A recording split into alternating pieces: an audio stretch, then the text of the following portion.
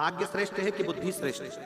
एक बार का प्रसंग है, बुद्धि के सामने भाग्य ने अपना बखान करना प्रारंभ करा कि मैं श्रेष्ठ हूं, मैं रंक को राजा बना सकता हूं और राजा को रंक बना सकता हूं। बुद्धि सुनती रही। फिर भाग्य ने कहा मैं व्यक्ति को करोड़पति बना सकता हूं और व्यक्ति को रोड़पति बना सकता हूं। बुद्धि सुनती रही। अब बुद्धि का भी दिमाग ठनका और बुद्धि ने भाग्य से कहा तुम बना सकते हो? हाँ।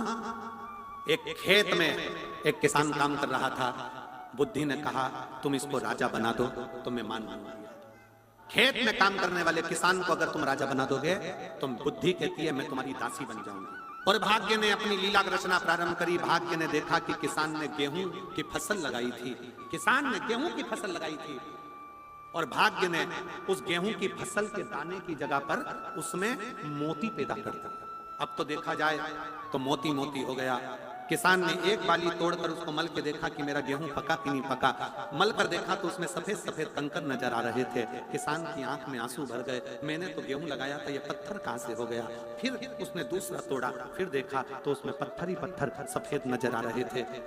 किसान बाहर बैठकर रोने लगा। नगर का राजा निकल कर जा रहा था। राजा ने देखा कि मेरे नगर का किसान रो रहा, क्यों रो रहा? पूछा तुम्हारे रोने का कारण क्या है? किसान ने कहा मैंने गेहूं की फसल लगाई थी परंतु उसमें ये सफेद सफेद कंकर हैं, मैं पहचान नहीं पा रहा, ये सफेद सफेद कंकर लगे हैं। राजा ने जो फसल देखी तो राजा को लगा ये तो मोती हैं, मोती, और इतने कीमती मोती। राजा ने विचार कर लिया मैं इससे कहता हूं कि ये फसल मेरे राजघराने में ला कर दे, मैं अपनी लड़की का विवाह इसके साथ कर दूंगा। भाग्य ठहाका लगाकर बुद्धि से कहता है ये देख मैं राजा बनाकर मानूंगा। किसान भरा फसल को और ले जाकर राजा के यहां दे दिया। राजा ने अपनी लड़की का विवाह कर दिया। लड़की का विवाह करा, सोना चांदी हीरा पन्ना देकर सुंदर सी बेटी का विवाह उस किसान के साथ कर दिया। किसान जब अपने घर में आया तो रात्रि के समय उसके मन में आया कि मैंने सुना है कि मौत बड़ा सुंदर रूप धर कर आती है, ऐसा लग रहा है राजा ने मेरे साथ चाल चलकर ये जरूर किसी मौत को मेरे कमरे में भेज दिया है और ये मुझे मार कर रहेगी। तो किसान कमरा छोड़कर नदी की ओर भागा।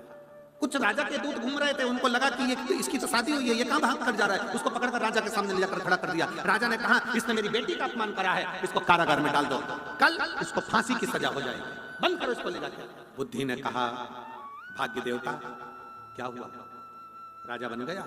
भाग्य देव हाथ जोड़कर बोले मेरी गोटी उल्टी बैठ गई, ये राजा नहीं, तुमसे हाथ जोड़कर निवेदन है इसको छुड़ा दो, भले ये राजा बने चाहे नहीं बने। बुद्धि ने कहा तुमने हार मान ली भाग्य? भाग्य कहता है कि मैं हार मानता हूं। बुद्धि ने अपना रीत अपनाई। राजा के कक्ष के बाहर दूसरे दिन जैसे ही उसको किसान को लेकर आए और फांसी की सजा सुनाने वाले थे तो उससे पूछा गया कि तू बता कि मैं नदी की ओर भाग कर क्यों जा रहा था?